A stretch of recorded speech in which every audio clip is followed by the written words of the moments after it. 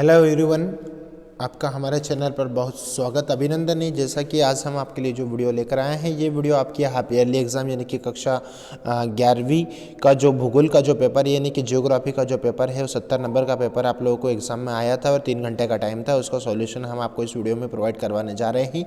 तो जल्दी से फटाफट आप यहाँ पर इसको राइट करते जाइएगा। सही विकल्प का पहला प्रश्न आप लोगों को एग्जाम में आया था, निम्नलिखित में से विद्वान ने भूगोल ज्योग्राफी शब्द टर्म का प्रयोग किया था, तो वो किया था एस्ट्रास्थेनीज। इसका आंसर हो जाएगा, ठीक है, यानी कि खा ऑप्शन आपका राइट है। निम्नलिखित में से किस देश की सीमा पर भारत के साथ सबसे लंबी स्थलीय सीमा है, नहीं तो कि बांग्लादेश। आपका का ऑप्शन राइट हो जाएगा। मैं फटाफट आंसर बताते जा रहा हूं, आप राइट करते जाइएगा। नंबर तीसरा प्रश्न, निम्नलिखित में से कौन सा भूगर्भ की जानकारी का प्रत्यक्ष साधन है, यानी कि भूकंपीय तरंगे। का ऑप्शन आपका राइट है।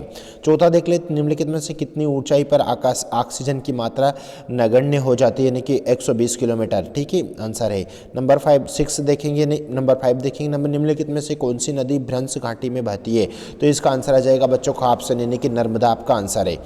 देख लेते हैं, अगला रिक्त स्थान की पूर्ति करना है। तो पृथ्वी पर जीवन लगभग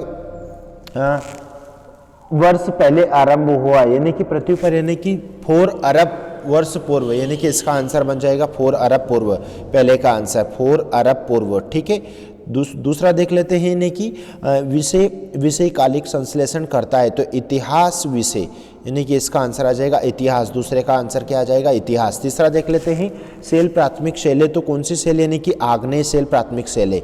कौन सा आंसर आ जाएगा, आग्नेय। आग्नेय इसका आंसर आ जाएगा, यानी कि तीसरे का आंसर आग्नेय है। चौथा देख लेते हैं, चंदन के वन तरह के वन के उदाहरण है, तो वो है पर्णपाती। क्या, यानी कि चौथे का आंसर आ जाएगा पर्णपाती इसका राइट आंसर है, ठीक है। अगला प्रश्न देख लेते हैं, यानी कि भूकंपीय तरंगे ज़्यादा विनाशकारी होती है, तो वो एल वाली तरंगे जो होती है वो ज़्यादा विनाशकारी होती है, ठीक है। अगला देख लेते हैं, नंबर 6, यानी कि 6 की बात यदि करते हैं, नदी भारत की सबसे लंबी नदी है, यानी कि कौन सी नदी है सबसे लंबी, यानी कि भारत की सबसे लंबी नदी में यदि देखा जाए तो गंगा नदी भारत की सबसे लंबी नदी है।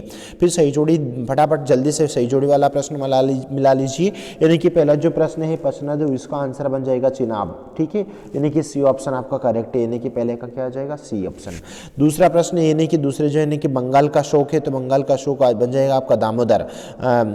डोडा बेटा चोटी है, तो डोडा बेटा चोटी यानी नीलगिरी बन जाएगा इसका आंसर, ठीक है। चौथा, यानी कि आग्नेय सेल का आंसर बन जाएगा बेसाल्ट।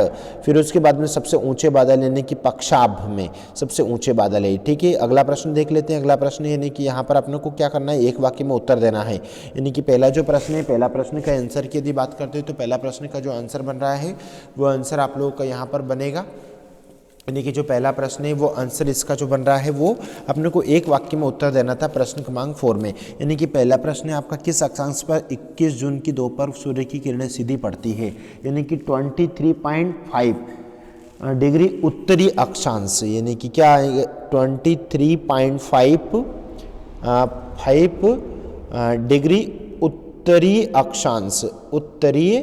अक्षांश, इसका पहले का उत्तर आ जाएगा। दूसरा प्रश्न देख लेते हैं बच्चों, कौन सी गैस वायुमंडल से सबसे अधिक मात्रा में मौजूद है, तो नाइट्रोजन 78 यहाँ पर लिखा है, ठीक है, नाइट्रोजन 78 में लिख भी देता हूँ, नाइट्रोजन 78 गैस सबसे ज़्यादा मौजूद है। तीसरा प्रश्न देख लेते हैं, स्थल रूप विकास की किस अवस्था में अधोमुख कटाव प्रमुख होता है, यानी कि तीसरा जो प्रश्न है, यानी कि तरुणावस्था। इस तीसरे का आंसर आ जाएगा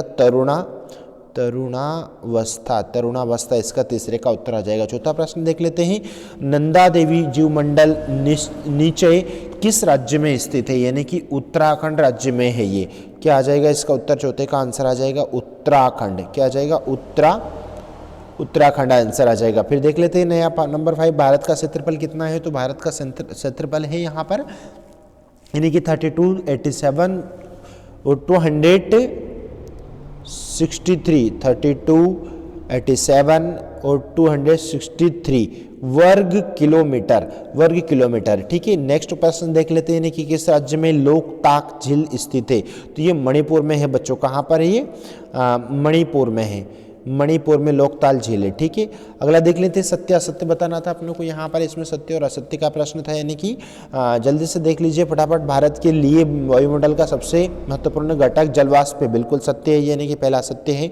दूसरा, 3 जनवरी को पृथ्वी सूर्य के सबसे निकट होती है, बिल्कुल सत्य बात है ये भी। 3 जनवरी को पृथ्वी सूर्य के बिल्कुल सबसे निकट होती है, सत्य है ये। घाघरा नदी मापचुंग हिमनद से निकलती है, यानी कि तीसरा प्रश्न आपका सत्य है। उसके बाद में चौथा, वन नीति के अनुसार वर्तमान में 44% क्षेत्र वनों के अधीन होना चाहिए, बिल्कुल ये आपका प्रश्न, यानी कि चौथा प्रश्न असत्य है बच्चों।